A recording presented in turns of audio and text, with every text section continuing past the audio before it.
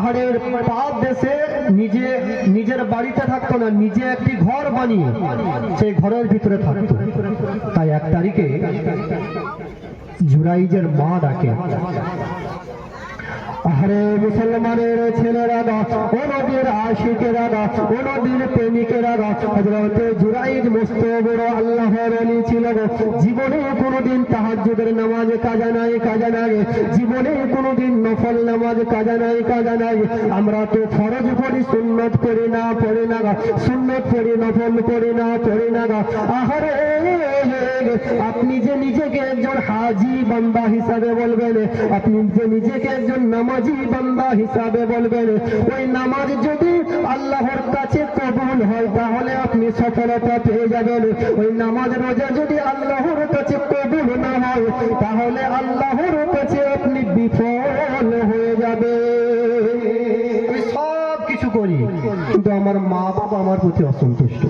আমি এদিকে বক্তা জলসা করতে আসছি আর ওদিকে মাকে কালকে গিয়ে শুধু সর্বদাই ঘ্যান। তাহলে বলুন তো, এই যে আমি যে এতক্ষণ যে বক্তব্য রাখলাম, বক্তব্যের কোনো দাম থাকবে? কোনো দাম নেই। আপনারও যেরকম হবে আর আমিও সেরকম। এবার আপনারা তো জানেননি যে আমি কিরকম হব, তাই যাটুকু করবো আমরা আমল করার চেষ্টা করবো। তাই হযরতে জুরাইজের মা ডাকে, ও বাবা জুরাইজ, আয় আমাকে 1 গ্লাস পানি দিয়ে যা। হযরতে জুরাইজ তখন নামাজ পড়ছেন, আল্লাহর ধ্যানে মশগুল আছেন।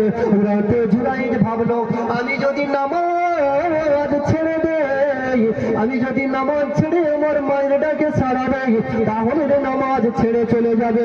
না, আমি জুরাইজ নামাজ ছাড়বো না।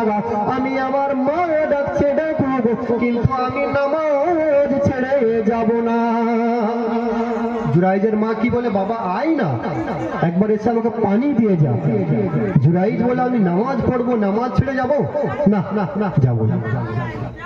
শুধু তাই নয়, আপনাদেরকে কোনো বানাওয়াট ঘটনা বলছি না, কিতাবের ঘটনা তুলে ধরছে।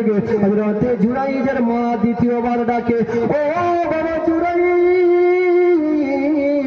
আমি তোর জনম দুঃখিনী মা ডাকি।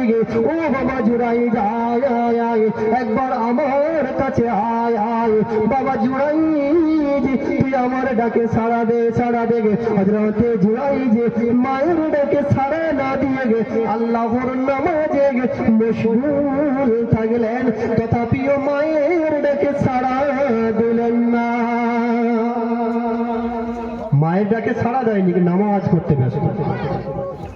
শুধু তাই নয়, তৃতীয়বার জুরাইজের মা ডাকে, ও বাবা জুরাইজ, আমি তোর মা থেকে এতবার ডাকি, তোকে এতবার আমি হাঁক দেই, বাবা রেগে একবার আমার কাছে আয়।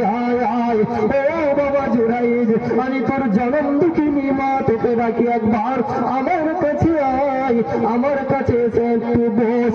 হযরতে জুরাইজ নামাজ পড়তে ব্যস্ত থাকলেন, কিন্তু মায়ের ডাকে সাড়া দিলেন না, মায়ের ডাকে আহ্বান দিলেন না। হযরতে জুরাইজ নামাজে মশগুল থাকলেন। জুরাইজের মা দুঃখ ভরা হাত নিয়ে রবের কাছে দুহাত তুলে দোয়া চায়, ও রব্বুল আলামিন আল্লাহ, দয়াময় গফুর রহিম আল্লাহ, আমি জুরাইজের মা জুরাইজকে ডেকে জুরাইজ সাড়া দেয়নি। ও রব্বুল আলামিন আল্লাহ, আমি জুরাইজের জন্য তোমার কাছে বদদুয়া চাই। ও রব্বুল আলামিন আল্লাহ, তুমি আমার জুরাইজকে একটি মহা ফিতনার মধ্যে জড়িয়ে দিবে। তুমি আমার জুরাইজকে একটি খারাপ কাজের সঙ্গে জড়িয়ে দিবে। আহারে মায়ের দোয়া আল্লাহর কাছে কবুল হয়ে যায়।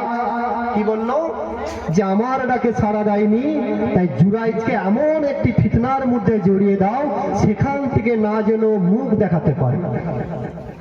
আমরা সকলেই জানি আল্লাহ রাসূলের বিখ্যাত সাহাবা হযরতে আলকামা মুমূর্ষ অবস্থায় বিছানায় পড়ে রয়েছে, মুখে কলমা আসছে না। রাসূল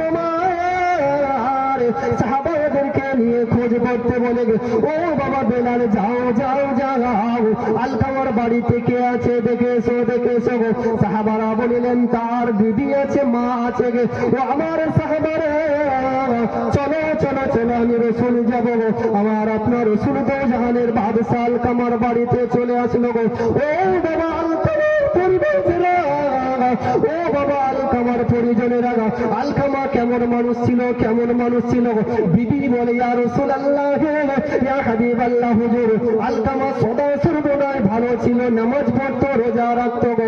তা সত্ত্বেও কেন আলকামার জবানে কলমা আসে না নবী আমার বলিল আমার সাহাবারা আলকামার কি কোনো বাপ মা আছে গে? সাহাবারা বলিলেন ইয়া রাসূলুল্লাহ ইয়া হাবিবাল্লাহ আলকামার মা রয়েছে গে। আল্লাহ রসুল সাহাবাদেরকে নিয়ে চলে যায়।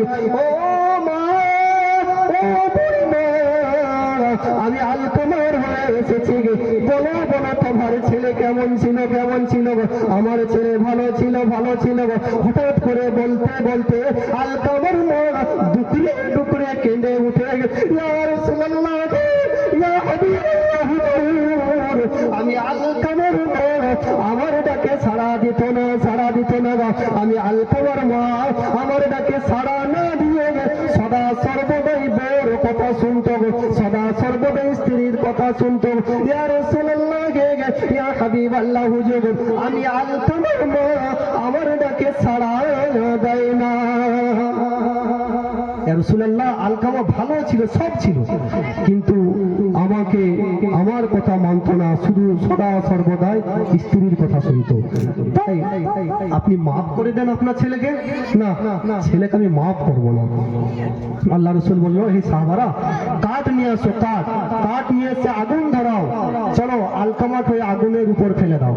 আহারে শুধু তাই নয় রসুল আমার পাক জবানে বলার সঙ্গে সঙ্গে সাহাবারা কাঠ জোগাড় করিল, জ্বালানি জোগাড় করিল, আগুন তৈয়ার হয়ে গেল। এমন অবস্থা আলকামাকে আগুনের মধ্যে ফেলা হবে গে, আলকামাকে আগুনের মধ্যে ফেলা হবে গে। হযরতে আলকামার মাকে দেখে বলে ইয়া রাসূলুল্লাহ ইয়া হাবিবাল্লাহ হুজুর, আমি আলকামাকে আগুনের মধ্যে ফেলবেন না ইয়া রাসূলুল্লাহ ইয়া হাবিবাল্লাহ হুজুর, আমি আলকামাকে বহু ভালোবাসি, আমি আলকামার উপরে খুশি হয়ে গেলাম। জোরে জোরে বলুন সুবহানাল্লাহ। মায়ের মন তো পৃথিবীর সব ছুঁড়ে ফেলে দিবে, রাত্রে বাপের ভয়েতে ঘরে আসবনি, মা যতই রাত করুক মা কিন্তু শুধু উসবুস করবে কখন আমার বাচ্চাটা বাইরে আসবে। আলকামার মা আলকামার উপরে খুশি, জবানে কলমা শরীফ উচ্চারিত হয়ে আলকামা মারা গেল।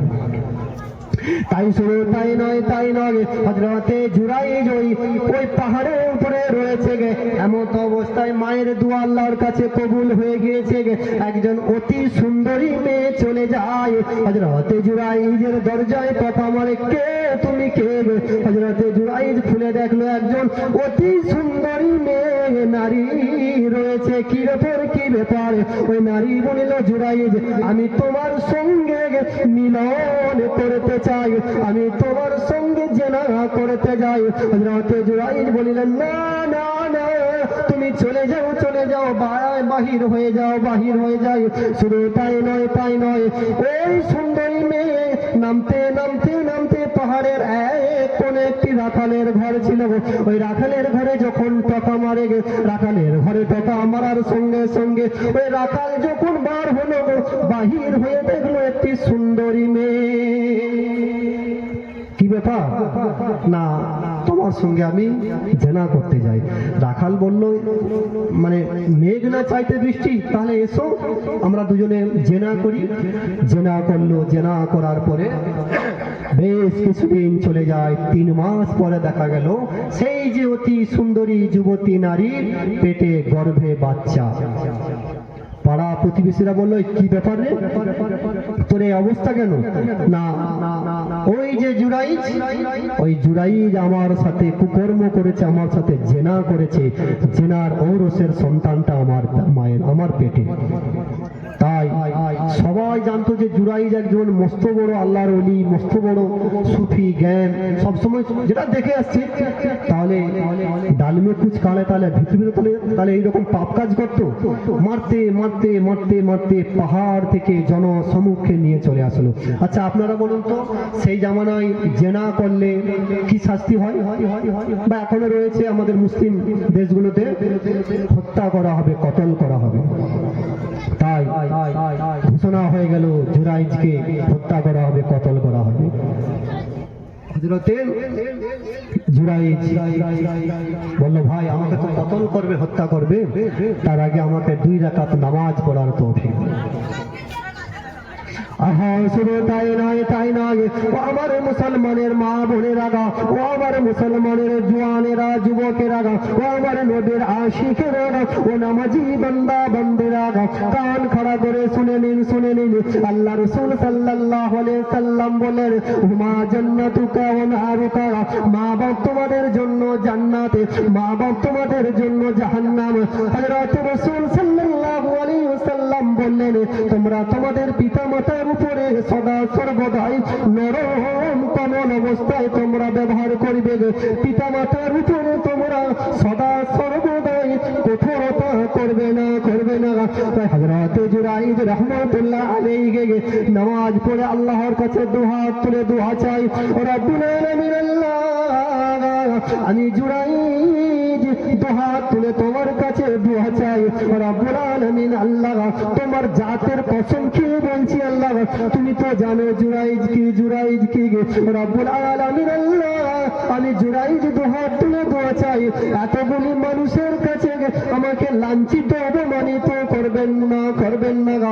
আহারে শুধু তাই নয়, তাই নয়, মহান রব্বুল আলামিন ইলহাম পাঠালেন, খবর পাঠালেন, জিবরিল যাও যাও যাও, তুমি আমার জুরাইজকে বলে দাও সে যেন ওই মায়ের গর্ভের দিকে ইশারা করে বলে ওই মায়ের গর্ভের বাচ্চা বলে দিবে তার প্রকৃতপক্ষে বাপকে। জুরাইজ বলল, আল্লাহ তুমি তো সব কিছু জানো যে আমি নিষ্পাপ নির্দোষ, আমার কোনো দোষ নেই, অন্যায় নেই, কিন্তু ওর পেটে বাচ্চা তো আমার নয়। তাই জুরাইজ বলল, ওই বাচ্চা আজকে বলবে। সকলে বলল, তুই কি পাগল আছিস? আচ্ছা 3 মাসে কি বাচ্চার হাত পা হয়? গঠনটা শুধু তৈরি হয়, গঠনটা তৈরি হয় মিনিমাম 6 মাসে বা 5.5 মাস, 6 মাসের ওপরে তার হাত পা পূর্ণাঙ্গ তৈরি হয়ে যায়। তাই জুরাইজ বলল, হ্যাঁ আল্লাহর হুকুমে বলবে। ওই মহিলাটার গর্ভের দিকে বলে, এই বাচ্চা বল তোর জন্মদাতা বাপকে, বলে না। জুরাইজ কাছে ডাকলো, কাছে ডেকে শাহাদাতের আঙুলে বললে, বল তোর জন্মদাতা বাপকে। বললে, ওই যে আল্লাহ পাক সে পেট থেকে বাচ্চার মুখ থেকে আওয়াজ দিচ্ছে, ওই যে দূরে যে রাখাল রাই দাঁড়িয়ে আছে, ওই হলো আমার প্রকৃতপক্ষে বাপ, ওই হলো আমার জন্মদাতা বাপ। তাহলে আমি আপনি বলি যতই নামাজ পড়ি না কেন, নামাজ আপনাকে পড়তে হবে, রোজা আপনাকে রাখতেই হবে, কিন্তু নামাজ যখন আপনার ভিতরে থাকবে না, খারাপি গুলো তখন দূর হয়ে যাবে, দূর হয়ে যাবে। আপনি যখন